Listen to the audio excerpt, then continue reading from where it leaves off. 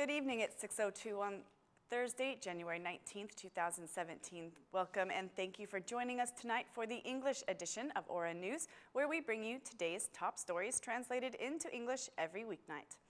The annual analysis of Tirana's police reports for 2016 was concluded, and the director of Tirana's police department made a media announcement of its findings. The director declared that 191 more criminal offenses were committed in 2016 than in 2015. 18 murders were reported in 2016, 6 more than in 2015.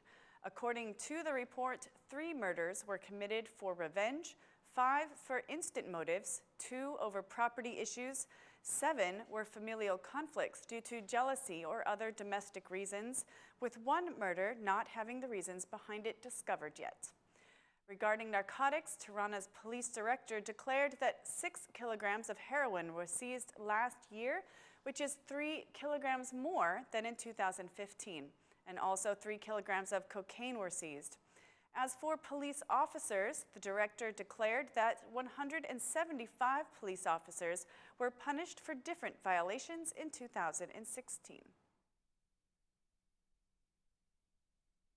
Intense snowfall has blocked in some areas of the north and southeast of the country.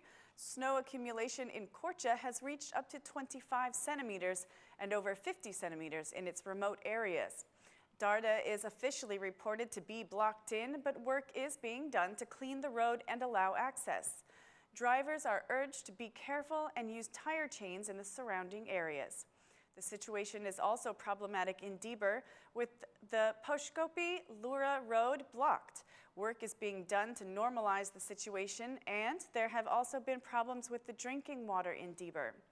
Some Shkodra areas are also blocked in, with some villages also being without electricity. The national roads in Kukis are passable without tire chains. However, in Tripoia, several roads that connect the city with its villages are blocked.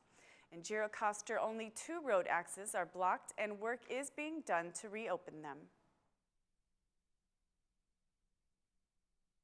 800 needy families, which were affected by the intense rainfalls, will receive supplies gathered by the Albanian Muslim community and Tirana's mosques. 60 tons of food and clothing were gathered thanks to donations by Albania's Muslim believers. The donations were gathered thanks to the initiative of Tirana's muftiats and mosques. The imam of one of Tirana's mosques explained that donations were gathered every Friday and that they will repeat the campaign again. The vice chairman of the Albanian Muslim community said that donating to the needy is a virtue of all believers. Tirana's mufti clarified that any needy families, not only Muslim families, will receive the donations. He said that a list of 800 families has already been prepared. Aura News has been informed that when another campaign is announced, donations from anyone wanting to help will be accepted at the city mosques.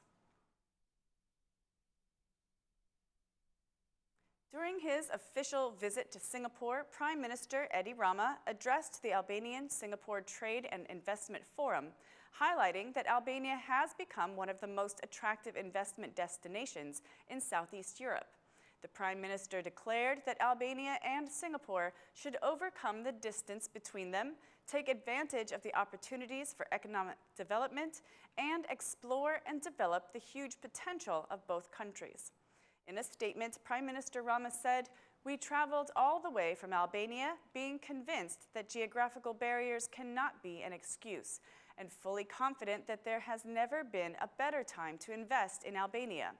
In 2016, Albania ranked 58th in the Doing Business Annual Report Index, improving its standing by 32 places in only 1 year.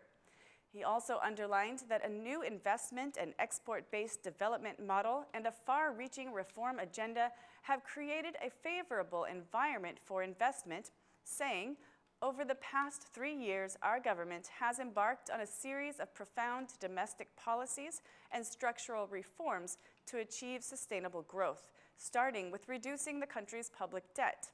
Foreign investments are vital to Albania's sustainable development, as we seek to put an end to a growth-enhancing model by increasing public debt." The Minister of Energy declared that companies are beginning to express interest and that in a few years, Albania may export electricity. We are investing in interconnection lines with our neighboring countries. We share electricity lines with Greece and Montenegro. We have finished electricity lines with Kosovo, and we are constructing a 400-kilowatt interconnection line with Macedonia. Electricity produced in Albania can be traded in the region and in Europe, said the Minister of Energy. Led by Prime Minister Rama and including the Minister of Economy, the Central Bank Governor, and various Albanian business representatives, the Albanian delegation is attending the forum to showcase the many investment opportunities that Albania can offer international investors of Singapore. Assembly Speaker Ilir Meta is on an official visit to the U.S., where he was received by the President of the Laws and Procedures Commission of the U.S. Congress, Mr. Pete Sessions. The senior U.S. official assured the Assembly Speaker that Mr. Trump will cooperate to strengthen relations with Albania. I believe that Donald Trump will work closely to further strengthen relations between the U.S. and Albania. I am convinced that 2017 will be a successful year, Sessions said. The congressman praised the consensual adoption of the judicial reform and the Assembly Speaker's determination to help reach consensus. The U.S. supports Albania's commitment in the fight against organized crime and corruption. A strong America wants a strong Albania. The U.S. is convinced that cooperation with Albanians will strengthen Albania and the region. I am very proud that you are visiting the U.S. again, not only to reaffirm the good relations between our two nations, but also to bring bilateral ties forward. The U.S. will continue to closely monitor and provide support to Albania's commitments in the fight against organized crime and corruption, and will closely cooperate as a NATO member to deal with other major challenges, Congressman Sessions said. For his part, Assembly Speaker Mr. Ilir Meta expressed determination to implement the judicial reform, saying, Albania is determined to implement the judicial reform through the vetting law. We rely on the U.S., and we will work to further strengthen the relations between our two countries.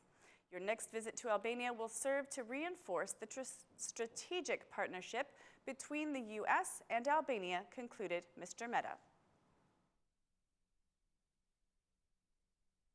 The former Socialist Party MP Ben Blushi, who is now part of the newly created Libra Party, commented today on the electoral reform. Mr. Blushi declared that it is possible to actualize electronic counting within 75 days and accused the two big parties of sabotaging the electoral reform by not holding any meetings of the ad hoc commission until the deadline was finished. It is now clear that the electoral reform will not be made. Unfortunately, it seems as if no amendment or any fundamental issues will be solved until the beginning of February, when the ad hoc commission mandate ends. This shows how seriously the big parties have taken the electoral reform, which in fact is a main source of all Albania's crisis, declared Mr. Blushi, adding a show of disbelief, saying, there is time for electronic voting and counting. According to some experts I have met, there are international companies that can apply it in 75 days. Electronic vote counting can be applied all around Albania within 75 days, said Blushi.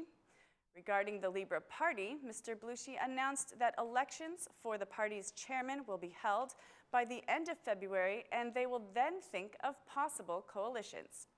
Improving the law on campaign funds and reducing the number of MPs to 100 are among the Libra Party proposals.